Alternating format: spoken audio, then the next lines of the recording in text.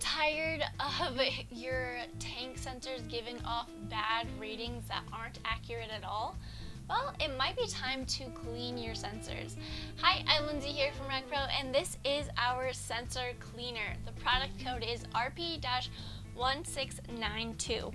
So the sensor cleaner does exactly what it says it does. It cleans your tank sensors in both your black tank as well as your gray tank. It is super easy to use. You fill up each tank and then pour about 16 fluid ounces, or half of this container, into the tank.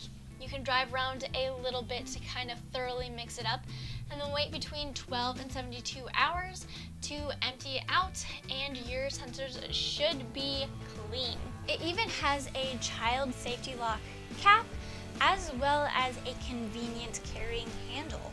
This sensor cleaner is biodegradable as well as economic friendly, and it is septic tank safe as well.